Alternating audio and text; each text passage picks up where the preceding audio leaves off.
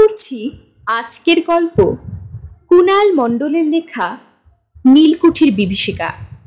একদিন ভূষণদা ও তার বন্ধু বান্ধব মিলে পাঁচ মুদির দোকানে চা খাচ্ছিল আর জমিয়ে আড্ডা দিচ্ছিল। এ কথা সে কথার পর জগাই মাধাই বলল, মগরাহাট থেকে 10 মাইল দক্ষিণে হরিমোহনপুরের চড়কের মেলা খুব বিখ্যাত। সেখানে প্রতি বছর হাজার হাজার মানুষ সেই মেলা দেখতে যায়। যেরকম জাঁকজমক সেই মেলার, সেই রকমই মানুষের ভিড় হয় সেখানে। তোমরা যদি রাজি থাকো তাহলে এবারে আমরা 4-5 জন বন্ধু মিলে ঘুরে আসি, দারুণ মজা হবে কিন্তু। এই কথা শুনে ভূষণদা বলল, ছোটবেলায় আমি একবার দাদুর সাথে সেই মেলায় গিয়েছিলাম, কিন্তু তখন আমি নিতান্তই শিশু, তাই সেই মেলার কথা খুব বেশি মনে নেই আমার। তাই তোমরা সবাই যদি রাজি থাকো তাহলে চলো সবাই মিলে। এই বলে ভূষণদা সবার দিকে তাকালো জিজ্ঞাসা ভরা মুখ নিয়ে। সবাই এক কথায় রাজি। তাই ঠিক হলো চড়কের দিনে ভূষণদা, পাঁচমুদি, জগাই মাধাই, পুটিরাম এই 5 জনে মিলে হরিমোহনপুরের সেই বিখ্যাত চড়কের মেলায় যাবে। যেমন ভাবনা তেমন কাজ। নির্দিষ্ট দিনে 5 বন্ধু মিলে রওনা দিল হরিমোহনপুরের উদ্দেশ্যে। বিকেলে তারা মেলায় পৌঁছলো। তখনও দিনের আলো আছে। এত বড় মেলা দেখে 5 জনে খুবই অবাক হয়ে গেল, কারণ এত বড় মেলা তারা আগে কখনোই দেখেনি। এই মেলার যা সাইজ, তাতে 4-5টা ফুটবল মাঠ ধরে যাবে অনায়াসে। বিভিন্ন ধরনের সামগ্রীর দোকান মেলাতে, আর তাতে উপচে পড়ছে বিভিন্ন ধরনের মানুষের ঢল। মেলার মাঝখানে কিছু লোক চড়কের খেলা দেখছে মন্ত্রমুগ্ধ হয়ে। ভূষণদারাও খুব মজা করে চড়কের খেলা দেখতে লাগলো। খেলা শেষ করে 5 বন্ধু মিলে একটা খাবারের দোকান থেকে পেট ভরে লুচি, আলুর দম, সিঙ্গারা আর জিলিপি খেলো। 5 মুদি তো এত খেলো যে খাবার পর তাকে নিজের কোমরের বেল ঢিলে করতে হলো। অনেক কিছু খাওয়ার পর এক বড় ঢেকুর তুলে পাঁচু বলল, বুঝলে ভাইয়েরা, মেলায় এসে যদি কয়েক ঘন্টা জিলিপি না খেলে তাহলে তোমাদের মেলায় আসাই বৃথা। এই কথা শুনে সবাই হাসাহাসি করতে লাগলো। এরপর তারা আরো কয়েক ঘন্টা খুব মজা করলো এবং এটা সেটা জিনিস কিনলো মেলা থেকে। দেখতে দেখতে বিকেল পেরিয়ে সন্ধ্যা হলো, সন্ধ্যা পেরিয়ে রাত। কিন্তু 5 বন্ধুর সেদিকে কোনো খেয়ালই নেই। আবহাওয়াতে একটা গুমোট ভাব।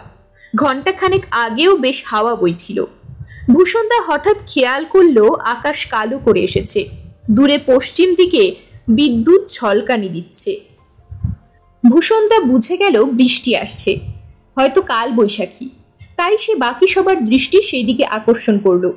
পুটিরাম বলল, সর্বনাশ করেছে, এ তো কাল বৈশাখী মনে হচ্ছে। এবার কি হবে? কোথায় গিয়ে আশ্রয় নেব আমরা? আর বলতে না বলতেই কাল বৈশাখী রুদ্র মূর্তি ধারণ করে এসে পড়ল। বড় বড় ফোঁটা বৃষ্টি আর তার সাথে কান ফাটানো বাজ পড়ার আওয়াজ। সবাই যেদিকে পারে ছুটে পালালো নিজেদের বাঁচানোর জন্যে। ভূষণদারাও মেলার শেষ প্রান্তে একটি ছোট্ট চায়ের দোকানে যা হোক করে একটু আশ্রয় নিল। দোকানের ছাউনির তলা থেকে দেখলো কাল বৈশাখীর যা তাণ্ডব, তাতে মেলার দোকানগুলো উড়ে না যায়। আর তার উপর মুষলধারে বৃষ্টি। মাঝে মাঝে এত জোরে আর এত কাছাকাছি বাজ পড়ছে যে সবাই প্রাণ ভয়ে মনে মনে ভগবানকে ডাকতে লাগলো। এই দুর্যোগের মধ্যে বাজ পড়ে মেলার বিদ্যুৎ চলে গেল। ফলে দোকানগুলো অন্ধকার হয়ে গেল। দোকানিরা কেউ কেউ হেরিকেন, লণ্ঠন আর মোমবাতি জেলে যে যার দোকানে বসে থাকলো। এরপর অনেকক্ষণ ধরে কালবৈশাখী তাণ্ডব করে সেখান থেকে চলে গেল, কিন্তু বৃষ্টি কিছুতেই কমলো না। ভূষণদারা যে ছোট চায়ের দোকানে আশ্রয় নিয়েছিল তার থেকে 5 জনে চা নিয়ে খেতে লাগলো। ভূষণদা বলল, দোকানি, তোমার নাম কি? দোকানি বলল, বাবু, আমার নাম রতন। আপনারা কোত্থেকে এসেছেন? ভূষণদা বলল, আমরা সেই মগরাহাট গ্রাম থেকে এসেছি। তোমাদের চড়কের মেলার নাম শুনে আমরা একটু ঘুরতে এসেছিলাম, কিন্তু এরকম দুর্যোগের মধ্যে পড়তে হবে জানলে কে আর আসতো। বলছি, এখানে রাতটা কাটানোর কোনো জায়গা হবে নাকি রতন? তখন পাঁচমুদি বলে উঠল, জায়গার কি দরকার, এই দোকানটায় আমরা যা হোক করে রাত কাটিয়ে দেব। কি বলো রতন? রতন বলল, তা হয় না বাবু, আমি বউ বাচ্চা নিয়ে এখানে থাকি, তাই আমায় মাফ করবেন। এই কথা শুনে 5 বন্ধুর মুখটা হতাশায় ভরে গেল। ভূষণদা বলল, তা বেশ, আমাদের নাইবা থাকতে দিলে, কিন্তু আশেপাশের কোনো মাথা গোজবার মতন বাড়ি থাকলে দয়া করে আমাদের বলে দাও ভাই। দেখতেই তো পাচ্ছ, এই দুর্যোগে বৃষ্টি মাথায় করে আমরা আর যাবই বা কোথায়। এই কথা শুনে রতন একটু চিন্তা করে বলল, এখান থেকে 2 মাইল দূরে গ্রামের পোস্ট অফিস আছে, ওখানে পোস্টমাস্টার মশাই একাই থাকে। আপনারা যদি ওখানে থাকতে যান তাহলে আশা করি উনি কোনো আপত্তি করবেন না। চলুন একটু কষ্ট করে, তাহলে আজ রাতের মতো একটা মাথা গোজবার ঠাঁই পাওয়া যাবে। এই কথা শুনে 5 বন্ধুর মনে মনে একটু নিশ্চিন্ত হলো এবং তারা তক্ষুনি রতনের সাথে পোস্ট অফিসের উদ্দেশ্যে বৃষ্টির মধ্যেই রওনা দিল। কিছুক্ষণ বৃষ্টির মধ্যে হাঁটার পর পথে ঝোপঝাড়ের আড়ালে একটা ভগ্ন জরাজীর্ণ সেকেলের ইংরেজ আমলের কুঠি বাড়ি সকলের নজরে পড়ল। আর সেটা দেখা মাত্রই ভূষণদা বলল, এ বাড়ির কথা তো আগে বলনি রতন, এখানে কেউ থাকে নাকি? রতন বলল, না না বাবু, ও বাড়ির দিকে তাকাবেন না, চলুন আর একটু গেলেই পোস্ট অফিস। ভূষণদা বলল, কেন, এই বাড়ি এত কাছে থাকতে তুমি আমাদের এই বৃষ্টিতে ঘুরিয়ে মারছো? রতন একটু গম্ভীর হয়ে বলল, আরে না বাবু, মারতে চাই না, তাই তো পোস্ট অফিসে নিয়ে যাচ্ছি। এবারে পুটিরাম বলল, কি ব্যাপার রতন, তুমি কিছু লুকিয়ে যাচ্ছ মনে হচ্ছে, সব কিছু খুলে বলো আমাদের। রতন বলল, এ বড় অলক্ষণে বাড়ি বাবুরা, এখানে দিনের বেলাতেই গ্রামের কেউ আসে না, আর সেখানে আপনারা রাত কাটাবেন বলছেন? এ বাড়িতে তেনাদের উপদ্রব, চলুন তাড়াতাড়ি চলুন এখান থেকে। তখন ভূষণদা হেসে বলল, তা আগে বলবে তো, ভূত পেলে এতক্ষণে মানুষের কাছে আশ্রয় খুঁজি? রতন কিছুটা বিরক্তি প্রকাশ করে বলল, ও বাড়িতে থাকা ঠাট্টার বিষয় নয় মশাই। কিন্তু ভূষণদা বলল, মাত্র 1 রাত্রের ব্যাপার তো, আমরা 5 জন জোয়ান পুরুষ ঠিক ভালোভাবে এই বাড়িতে রাতটা কাটিয়ে দিতে পারবো। তুমি দয়া করে তোমার দোকান থেকে 2টো মাদুর আর একটা মোমবাতি, না হলে একটা লণ্ঠন আমাদের দিয়ে দাও। রতন তারপরেও ভূষণদাদের বাধা দেওয়ার চেষ্টা করেছিল, কিন্তু কোনো ফল হয়নি দেখে অগত্যা নিজেই নিজের দোকান থেকে 2টো মাদুর আর একটা লণ্ঠন দিয়ে যাওয়ার আগে বলল, বাবুরা, আপনারা আজ সাহসের পরিচয় দিতে গিয়ে কিন্তু নিজেদের বিপদ নিজেরাই ডেকে আনলেন। এই অভিশপ্ত নীল সাহেবের কুঠির খুব দুর্নাম আছে, এটা সাক্ষাৎ মৃত্যুপুরী। এই বলে রতন পড়ি কি মরি করে ছুটে পালালো সেখান থেকে। আশেপাশের ডোবা থেকে ব্যাঙেদের ডাক শুরু হয়েছে। বৃষ্টিটা তখন একটু কমের দিকে। জলকাদা পেরিয়ে 5 বন্ধু কুঠি বাড়ির সামনে এসে হাজির হলো। এককালে কি ছিল তারা আন্দাজ করতে পারল সেই জরাজীর্ণ বিশাল নীলকুঠিকে দেখেই। ভাঙা একটা পেল্লাই সাইজের দরজা, সেটা ধাক্কা দিতেই ক্যাচ করে আওয়াজ হয়ে খুলে গেল। আর তক্ষুনি একদল চামচিকে নাকি বাদুর তাদের মাথার উপর দিয়ে ডানা ঝাপটাতে ঝাপটাতে উড়ে গেল বাইরে। এই আকস্মিক ঘটনায় সবাই একটু হকচকিয়ে গেল। তখন ভূষণদা বলল, আরে বাবা, এত পুরনো বাড়িতে চামচিকে আর বাদুর থাকবে, সেটা তো স্বাভাবিক। এই কথা শুনে সবাই একটু মৃদু হাসল, কিন্তু সবার মনে তখন যেন একটা ভয় ঢুকে গেছে, যদিও কেউ মুখে তা প্রকাশ করল না। সবাই দেখল কুঠি বাড়ির সিলিংটা খুব উঁচু, আর আসবাবপত্র বলতে সেকেলে কিছু ভাঙা টেবিল আর চেয়ার। ঘরের এক কোণে একটা সেকেলের গ্র্যান্ডফাদার ক্লক ভাঙা অবস্থায় পড়ে রয়েছে। ঘরের ভেতরটা যা হোক করে একটু পরিষ্কার করে 5 জনে 2টো মাদুর পাশাপাশি পেতে বসলো, আর লণ্ঠনটা রাখলো একটা পুরনো টেবিলের উপর। ভূষণদা বলল, উফ, বাঁচা গেল, অন্তত রাতটা আর বাইরের বৃষ্টিতে কাটাতে হবে না। পাঁচমতি বলল, এ বাড়িতে কেউ কোনোদিন এসেছে বলে তো মনে হচ্ছে না, বাড়ির ভেতরে যা অবস্থা, সাপখোপ থাকাটাও অসম্ভব নয়। ভূষণদা বলল, সাপখোপ আছে কিনা জানি না, কিন্তু ভূত থাকলে ক্ষতি কি? এই বলে ভূষণদা একটা অট্টহাস্য করে উঠল। পুটিরাম বলল, আরে রাম রাম, ওইসব নাম মুখে আনতে নেই এই রাত বিরেতে।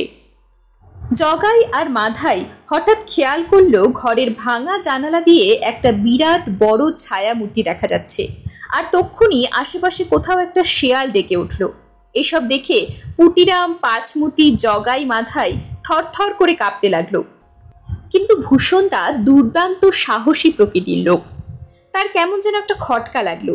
সে টেবিলের উপর থেকে লণ্ঠনটা নিয়ে তার আলোর শিখাটা বাড়িয়ে দিল এবং লণ্ঠনটা নিয়ে সেই ভাঙা জানলাটার সামনে গিয়ে দাঁড়ালো এবং আবার একবার অট্টহাস্য করে উঠল। আর বলল, ওহে ভিতুর দল, যাকে তোমরা ভূত ভেবে ভয় পাচ্ছিলে সেটা আর কিছুই না, একটা পুরনো ছেঁড়া ময়লা কাপড় যেটা জানলার সামনের গাছটার সাথে লেগে আছে, আর তা দেখেই তোমরা প্রায় ভিড়মি খাচ্ছিলে। এই শুনে সবাই জানলার সামনে এসে সত্যিটা দেখে খুবই লজ্জা পেল নিজেদের ভীরুতার জন্য। আর আশেপাশে যেসব আসল ভূতেরা ছিল তারা হয়তো নিজেদের মধ্যে বলে উঠল, এখনই রজনীতে হয়নি সময়। এরপর সবাই আবার আগের মতো মাদুরের ওপরে গিয়ে বসল এবং বিরাট বাড়িটার ভেতরটা দেখতে থাকলো। তারা দেখলো ঘরের সিলিংটা বিরাট উঁচু, আর সিলিং থেকে একটা পুরনো ভাঙা ঝাড়বাতি ঝুলছে। ঘরের কোণে মাকড়সার জাল, আর দেওয়ালগুলোর সব রংচটা এবং ভাঙা। ভূষণতা বলল, আজ রাতে আর বৃষ্টি থামবে বলে মনে হয় না। যাক, আর কথা বাড়িয়ে লাভ নেই, এসো সবাই এবার শুয়ে পড়ি। একবার ঘুমিয়ে পড়লেই এই দুর্যোগের রাতটা কেটে যাবে। এরপর সবাই লণ্ঠনের আলোটা কমিয়ে মাদুরের ওপর পাশাপাশি শুয়ে পড়ল। হঠাৎ রাত কটা বাজে ঠিক খেয়াল নেই, কিন্তু একটা আওয়াজে সবার ঘুমটা ভেঙে গেল। তখন বৃষ্টি বাইরে পুরোপুরি বন্ধ হয়ে গিয়ে চাঁদ উঠেছে, আর ঘরের বিশাল জানালা দিয়ে চাঁদের আলো ঘরের ভেতরে এসে পড়েছে। কিন্তু ঘরের ভেতরের পরিবেশ দেখে তারা চমকে উঠল। তারা তো মাদুরের উপর শুয়েছিল, কিন্তু সেটার পরিবর্তে ইংরেজ আমলের বিশাল বড় সুন্দর একটা খাটের ওপর তারা এখন শুয়ে। সিলিংয়ের ভাঙাচোরা ঝাড়বাতিটা এখন নতুন একটা ঝাড়বাতিতে পরিণত হয়ে গেছে, আর মেঝেতে পড়ে থাকা গ্র্যান্ডফাদার ক্লকটা এখন দেওয়ালে টাঙানো, এবং তাতে রাত ৩টের অ্যালার্ম বাজছে ঢং ঢং করে। সারা ঘর এখন সুসজ্জিত, যেন কোথাও এক অলৌকিক শক্তি পুরনো ভাঙা নীলকুঠি বাড়িটা সেই ১৫০ বছর আগের অবস্থাতে ফিরিয়ে নিয়ে গেছে। এইসব দেখে ৫ বন্ধুই চমকে গেল। ভূষণদা ব্যাপারটা আঁচ করতে পারল। সে মনে মনে বুঝতে পারল এটা একটা ভৌতিক কাণ্ড ছাড়া আর কিছুই না। আর ঠিক তখনই দেখল একটা লম্বা চওড়া সাহেব দাঁড়িয়ে আছে হাতে বন্দুক নিয়ে, আর তার পায়ের কাছে হাঁটু গেড়ে বসে আছে একটা দরিদ্র লোক, সম্ভবত চাষি বা দিনমজুর। গরিব লোকটি বলছে, ক্ষমা করুন হুজুর, বাড়িতে আমার বউ বাচ্চা না খেয়ে আছে। আমার ওই সামান্য চাষের জমিটুকু আপনি কেড়ে নিলে তো আমরা সকলে না খেয়ে মরব। তখন সাহেব ক্রুদ্ধ মেজাজে বলল, ইউ ব্লাডি নেটিভ, তোকে বেঁচে থাকতে হবে না। ওই জমিটা আমায় না দিলে তোকে আজ আমি গুলি করে মারব। আর এই কথা বলতে না বলতেই বাইরে একদল লোকের তীব্র চিৎকার শোনা গেল, আর তারা যেন এই বাড়ির দিকেই ছুটে আসছে। আর তার পর মুহূর্তেই তারা হুড়মুড় করে দরজা ভেঙে ঘরে ঢুকে পড়ল।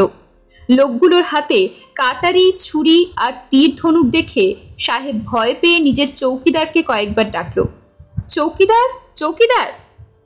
কিন্তু কোথায় চৌকিদার? কেউ আসলো না।